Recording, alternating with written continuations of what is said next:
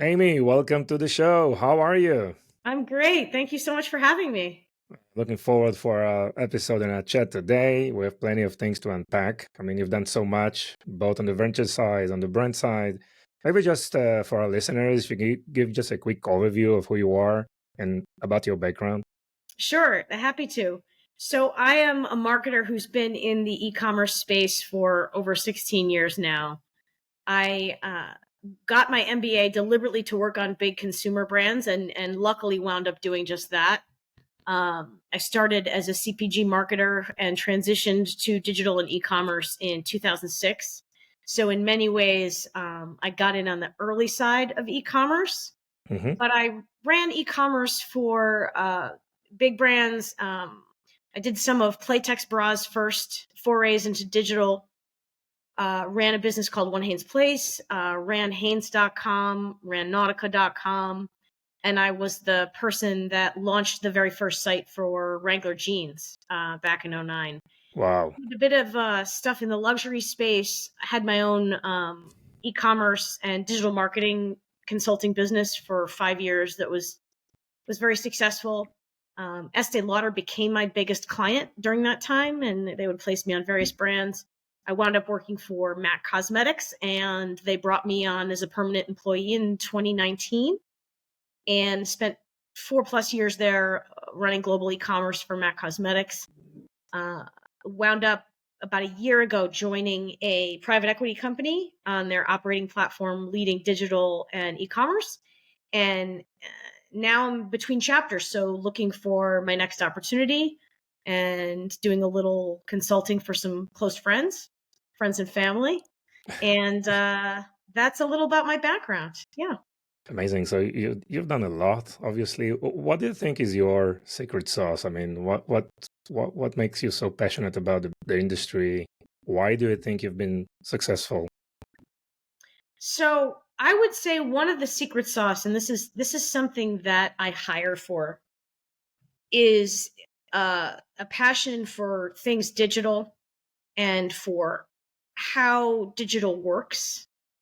And I use works, in quotes, in air quotes, because as we all know, the industry changes so rapidly, whether you're talking about Google or Meta platforms, whether you're talking about e-commerce platforms that run a site from a transactional perspective.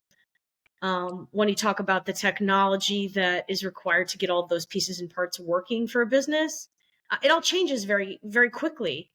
So I think part of what makes me successful, and one of the things I hire for, is that natural, innate curiosity about how things work and how things are changing.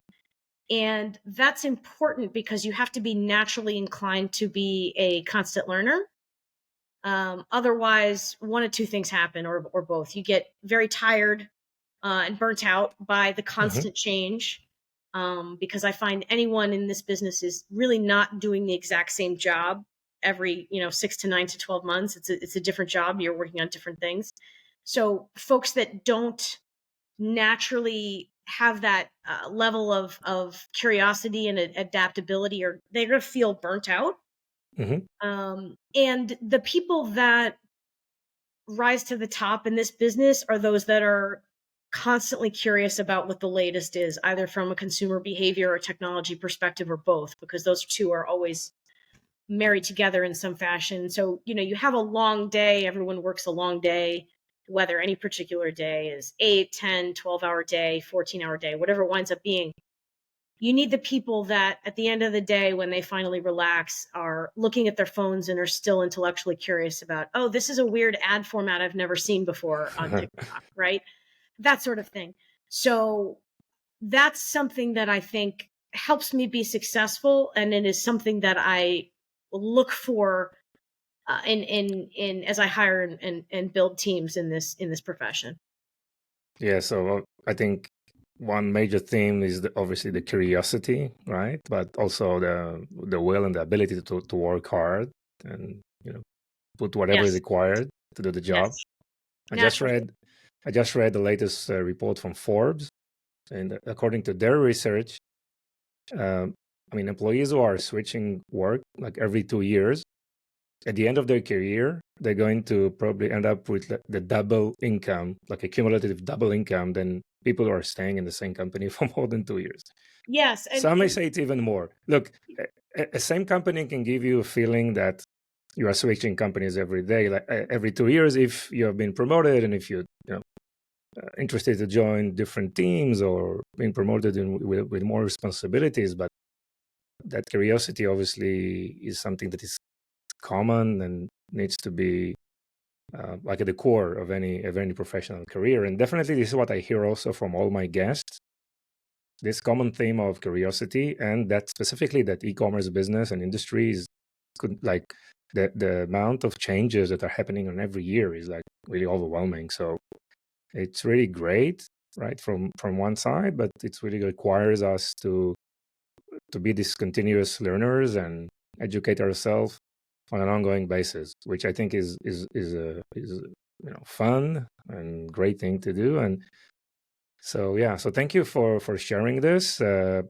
What do you see? Let's start maybe from the top, like a bird's eye view of what you see right now when we're heading for 2024.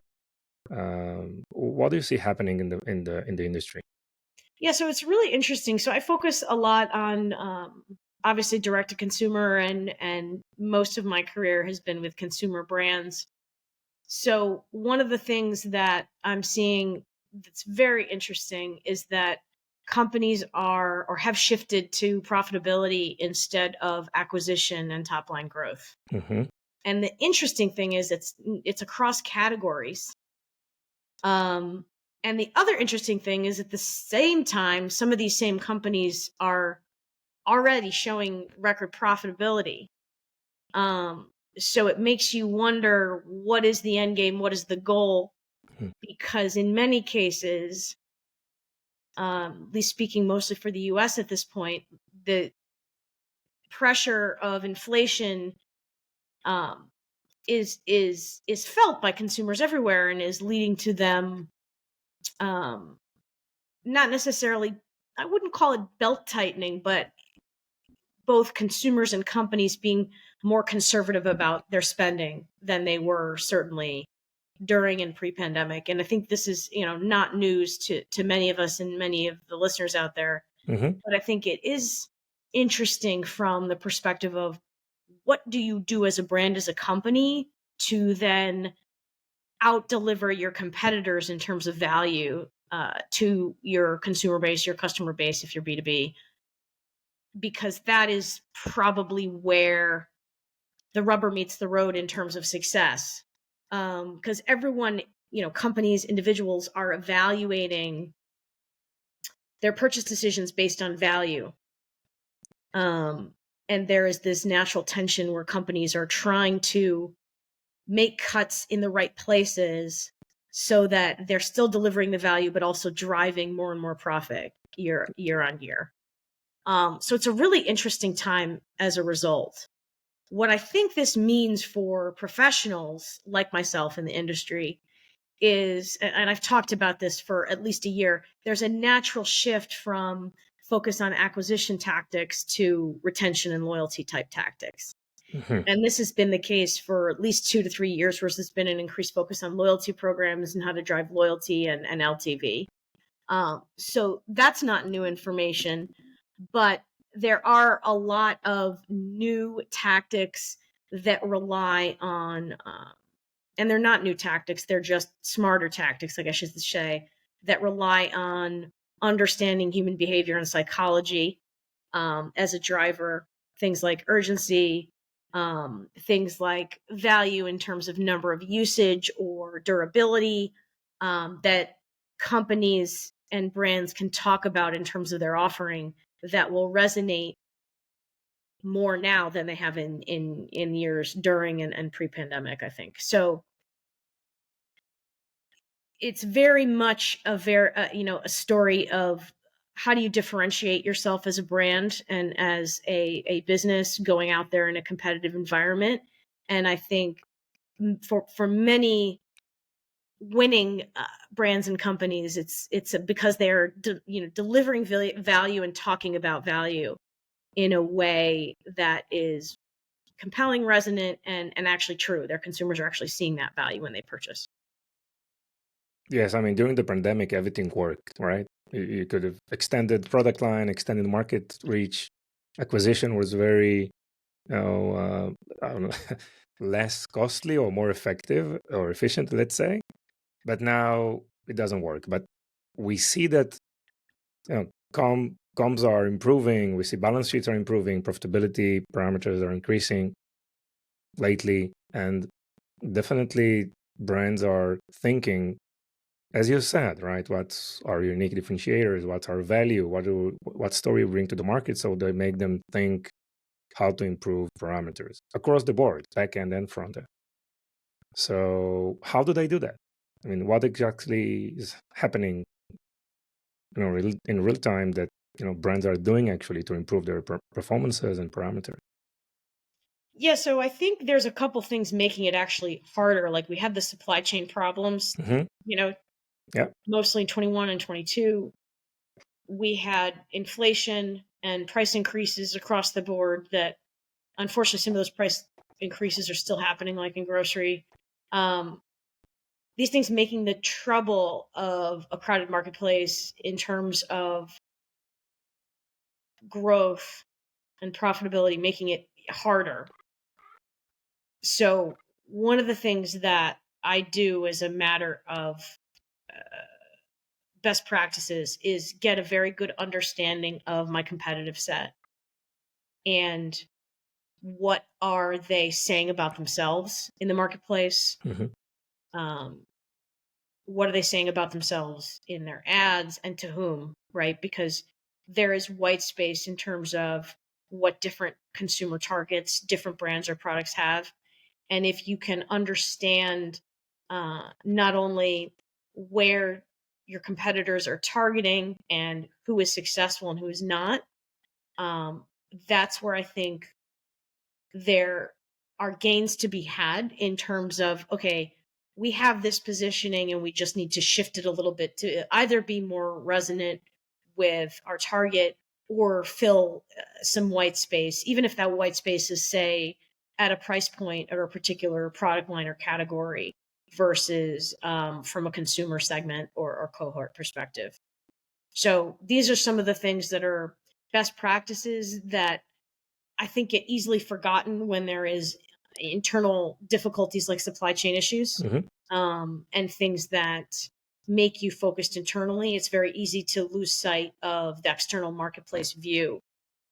And that is, I think, always going back to how your consumer is, or your customer is viewing the market, and really doing an objective assessment of what their options are. Sometimes you need an external consultant to help you with this because Yes. you're so focused on um, your own uh, internal mechanisms to bring to market, to your own positioning and marketing as it is today versus what it could be, and what others are saying and how the others are shifting their messaging. Sometimes an external view is really helpful there. But I think that's one of that external view, that competitive assessment view, and that look at the market as your consumer or customer is looking at is invaluable in terms of refining positioning, which I think is the most important thing companies and brands can be doing right now, given things are competitive, given both consumers and customers are really expecting and looking for value today. Yeah. Well, what are some of the branding practices that you see that brands are implementing? There was a lot of talk a couple of years ago about gamification, Hmm. and we've all seen this poorly executed. So this is kind of an old example, but I think still resonant. The poor examples are when you go to a site and you see the spin the wheel to get your discount type situation. And if you talk to consumers, they're very annoyed by this because they're like, look, I know I'm going to get the standard 30 or 20 or whatever you're going to give me. Yeah. And you're making me play this dumb game and, extra clicks. And unfortunately, when I've looked at these exercises, when people engage, there is a higher AOV. However, how do you weigh that against the annoyance factor and how much of Hmm. that is just, you're so vested at this point, you've done 3 extra clicks to get your Yeah. discount you're going to get anyway.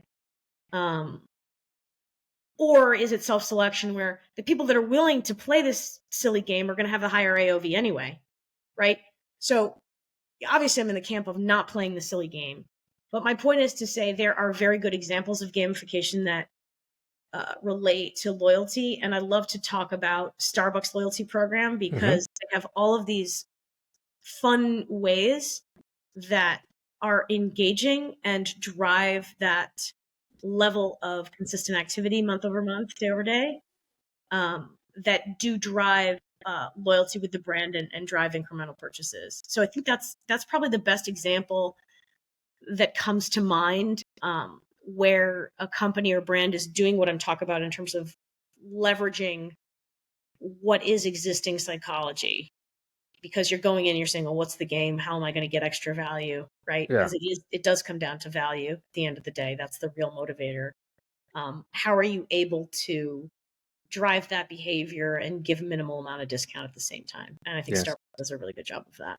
Yes. Yes. Just to wrap up this subject, again, what I'm hearing and see all over is that brands are like going back to the basics, right? They try to analyze their winning products and winning markets, reducing SKUs and not trying to win every market that initially they thought they can win probably 2 years ago. And also on the other side, they are willing to sacrifice their margin and go to promote themselves in with multiple channels, like selling on Amazon now with TikTok Shop and social commerce. And it's the amount of channels that are being added, and sometimes they are losing probably 20-30% of their margin for this channel, but they're happy to do that because of increased competition and the understanding that there needs to be where the consumers are. And there are so many communities or channels, right? I mean, just on social media there is a lot, and you have obviously, we mentioned TikTok and Instagram and Facebook, but also you have Snap and you have Twitch and YouTube, and also the emerging of retail media, which is another big opportunity. And taking into account that we are in a cookie-less world, right? So its targeting is much more complex, and first-party data is obviously can be provided today only by the Amazon and Walmarts, I would say. How do you see this trend, evolving in terms of go-to-market and customer acquisition, which is getting tougher and tougher? Yeah, so there's a lot in what you just said. So I'll tack them kind of in reverse order. Hmm. The analytics measurement piece of it's really exciting to me, always has been. And I think primarily because the real world is not a laboratory. So you have to tease out what you're looking for and get as close to something you think is going to give you a good read as possible. So when it comes to cookieless and first party, I think companies are just starting, especially big brands, are just starting to kick off their first party initiatives and really use that data in a Hmm. meaningful way. I think they're relatively slow to do that, which so far has been okay. Yes, I agree. The proliferation of ad platforms makes it a little easier to kind of throw things against the wall and see what sticks. There is still that measurement challenge of how do you measure upper funnel advertising, which I think is a very interesting and Hmm. exciting challenge. People in larger brands and larger businesses are often using MMA, mixed media models to try to tease that out, but those take a long time and you're not getting a frequent read. And you're maybe doing that for one campaign and then using those results for a while. Can you explain what MMA is? So it's a rather sophisticated, and I couldn't get into the science of it without looking it up, in terms of, is it regression? Is it LLM that actually Hmm. drives the engine behind it? But it's a rather sophisticated time based assessment of, these are the various channels and dollars that you're spending, and this is the result and the incrementality. Hmm. They're usually done by rather large firms, rather expensive. Yeah. They may take a month or a quarter to complete, and so those results are then, as a result of the amount of time it takes to complete one, those results are often used over Hmm. following quarters, Hmm. which is fine, except the environment in every quarter, including the peak seasonality, is going to make that either helpful or not helpful, depending on what part of the year you're in and what you actually measured. Yeah. So all of that to say, I think the upper funnel challenge is super interesting and something that I think those of us kind of at the top of our game in the analytics world are going to figure out how to measure appropriately, and our brands are going to win as a result. I am very hopeful as a marketer and brand person that the importance of brand comes back into the equation a little more across categories and industries, in that, upper funnel has a place, will earn its place, and that place in marketing budgets will be more understood and more solidified as time goes on. You talked a little bit about different channels you can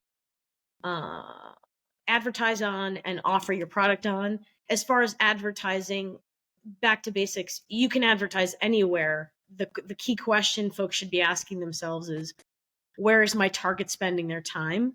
And where is my target receptive to receiving these messages about my product or service? Because that is part of that winning formula of where you're advertising. Back to the flip side of your go-to-market strategy and where you're offering your product or service with all the channels that are available today, in terms of, you have marketplaces, you have your own branded e-commerce site, you have wholesale. I think today the trend is, let's be lots of places to drive whatever incrementality and top line we can without much consideration for brand, without much consideration for being discerning about what places your brand is available and why. It's very easy to say, oh, I'm going to add a site here and I'll bring in incremental, 5 million from being in this market. But there's also the impact of, okay, if this is a global business, am I cannibalizing existing markets? And what is it costing me to run that site? Yeah.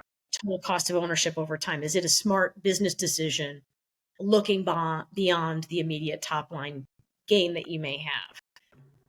And when I said I hope we go back to brand, I hope we go back to brand in terms of brands thinking more carefully and thoughtfully about, where am I going to offer my product and why? And it's not just about the incremental dollars. It's more about, am I reaching a new target? Is this retailer aligned with the values of my brand and aligned with how I want folks to see my brand from a price point perspective and assortment perspective? And am I able to fill a unique spot in that retailer's assortment that nobody else can fill, to win either physical or digital shelf space? So these are the things that I hope happen. Time will tell. Time will tell. It'll be an interesting shift to be a part of and watch at the same time. Thank you, Amy. This is really fascinating. Really appreciate the detailed response. So GMVs are going up. Marketing budgets are still high. But as consumers, do we feel the same? This is an interesting question. So I've been meaning to write a piece about this, and I need to write it quickly or the moment will pass. When we are sitting in this place where there's a relative level of uncertainty about the economy and world stability politically, etc., we've got several wars going on, there's a question about what is the driver of, and back to my comment about value. What is the driver of value? Because when there is this level of uncertainty and there is a level of inflation that's been baked in, and while there are wage increases that have happened globally, I think we can all say that the inflation, the fact that it's cumulative and we look at it quarter over quarter, is probably outstripping gains people feel they have, for everyone except for the wealthy and super wealthy. Yeah. So I think it's very interesting that economists, and if you watch the news or read various publications, they will talk about inflation in two different ways, which don't make sense in terms of how people feel and live their lives. One, they talk about CPE, which excludes food and energy. That's great as far as taking out the volatility, but who do you know that can live a day in their life without paying for food or energy? Yeah. That's not how we experience the world, so it's almost useless. the other thing we do in terms of how we speak about inflation is quarter over quarter or month over month. That's also not how it works in terms of reality in your budget. It's cumulative. So I'm feeling the impacts from back 2022 and the fact that my income hasn't kept pace, and I'm looking at getting less for my dollar, especially at places in the US like grocery. So it's a very different feeling than some of the objective statistics would lead you to believe, on top of the global uncertainty that I mentioned earlier. I think these are all factors economically that we're dealing with, as well as their impact on consumer trends and consumer buying patterns. Yes, I mean, grocery prices are still increasing.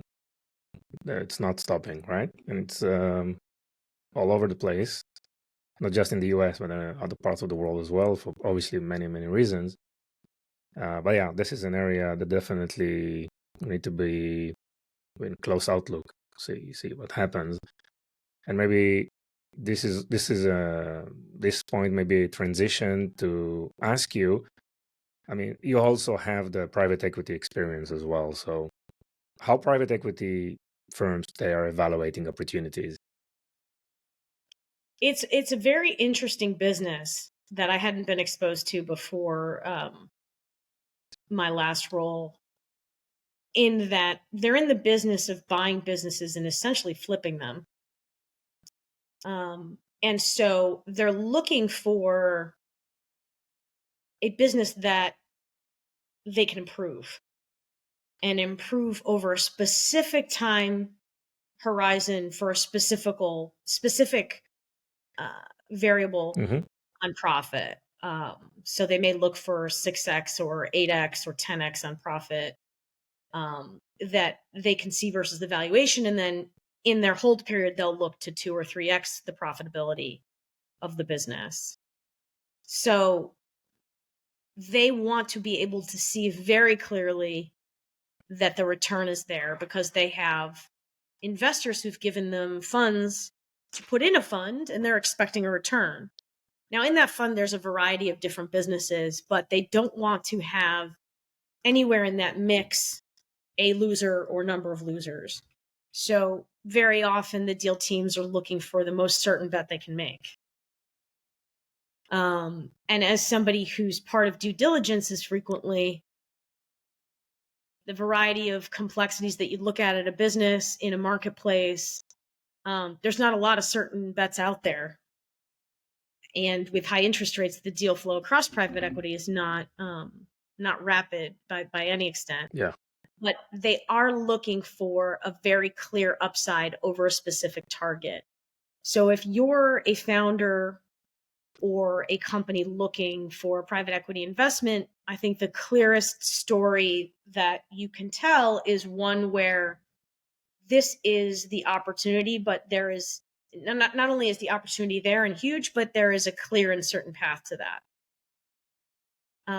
Which sounds, of course, easy, and there's going to be a lot of questioning, investigation, due diligence done to make that bet as certain as possible, because that's how those private equity companies, when I was at, considers themselves an alternative investment vehicle. That's how they win in their marketplaces. They're delivering outsized returns. So they're looking for material profitability increases over a time horizon, whether it's 3, 5, 7, 10 years. And they're looking for a doubling or tripling of profit in that time period, and a very clear path to get there that is as certain as possible. Yeah, and in terms of the minimum criteria for the company itself, in terms of profitability, performances, like looking backwards, what are the minimum requirements for such a transaction? Yeah, it really comes down to price, which is funny, right? Yeah. There's a price for anything. Yeah. They generally, what I've learned is that they don't want to pay, they don't want to pay more than like, a specific X of valuation on earnings. So just like selling anything, there's a price at which moves the needle. Yes.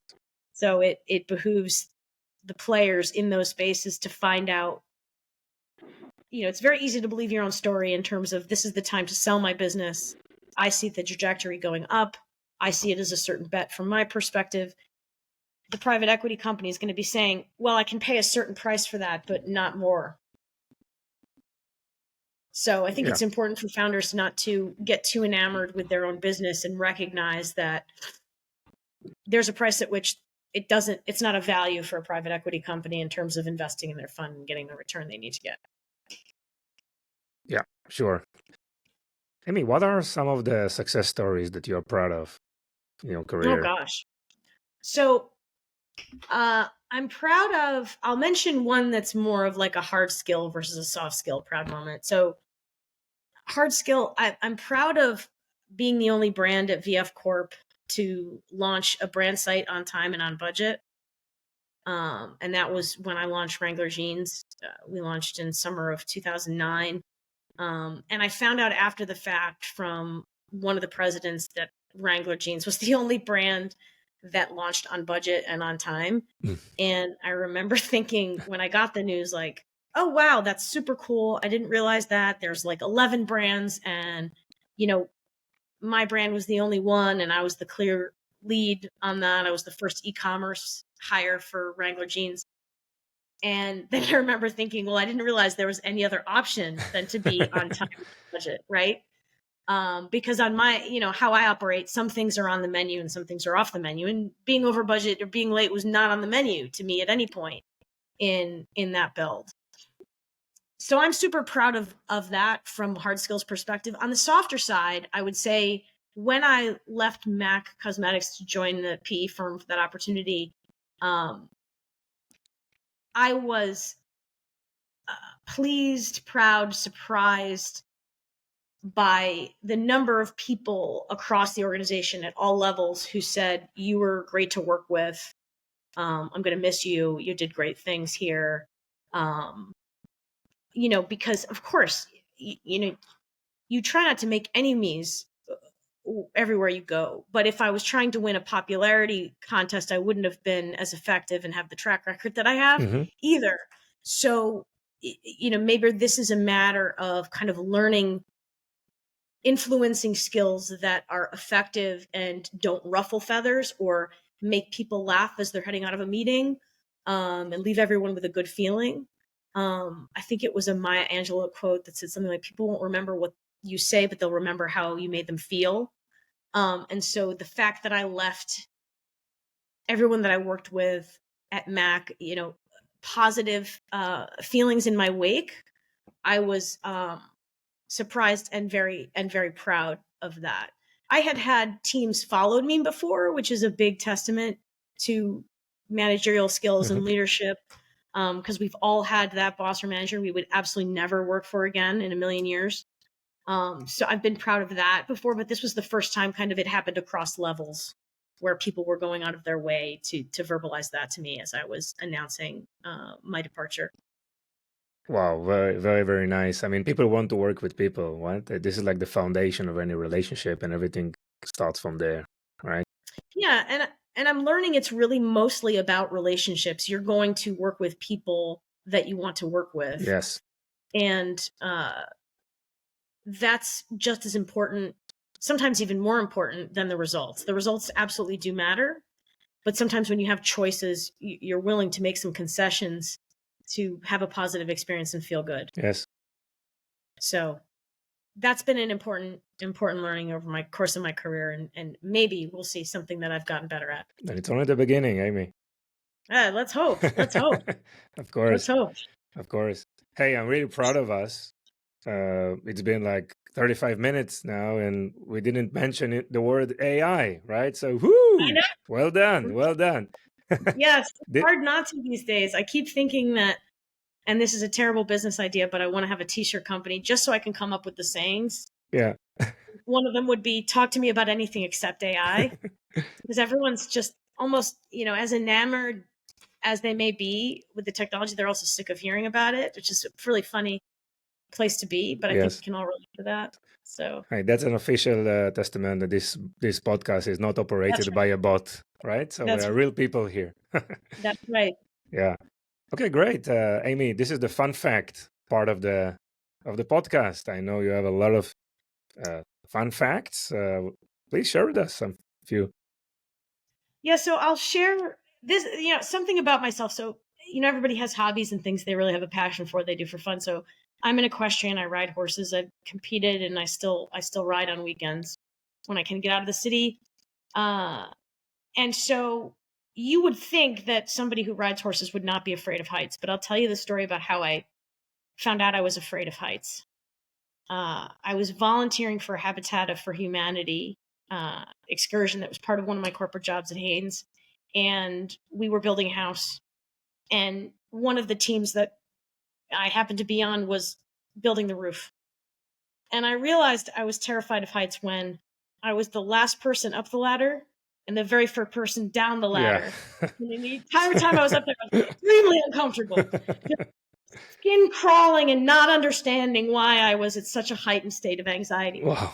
So that's a fun fact, is that not only do I ride horses, but I also am truly afraid of heights as well. So you're still afraid of heights, or you already I am. overcome? I am. I went skiing December of 22 for the first time, and I went on the chairlift. Like, I did a couple runs, and I think the very first time I was in the chairlift, the way the chairlift swings you up, Yeah. I think I screamed for like the first minute Wow. that we were going up until I managed to pull myself together Yeah. and convince myself that I was only going to be in the air for so long before we landed on the other side and I could ski again. Yeah. So yes, I am still terrified of heights. Okay. This is something you need to take care of, by the way. I mean, Yeah. there are experts who can help you.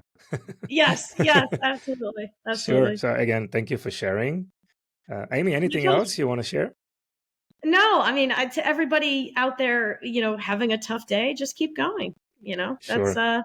That's what my bumper sticker has said for the last couple of years. So I extend that message to the world, and I hope everybody's out there still crushing it. Great. And where people can find you? Yeah, sure. So LinkedIn is obviously a great place. My email is very easy. It's my first name, last name at gmail.com. So I'd love to hear from people. I love to talk shop. Yeah. I love to help problem solve. So Great. happy to meet more folks out there if they want to chat. Amy Silino, right? Did I pronounce it Yes. right? Yes. Great. So obviously on LinkedIn and her email. So thank you so much. I really enjoyed it. I mean, it was really, really interesting. And thanks a lot for your time and all the value you bring to our listeners. No, thank you for having me. I appreciate being here. Thank you. Bye-bye. Bye-bye.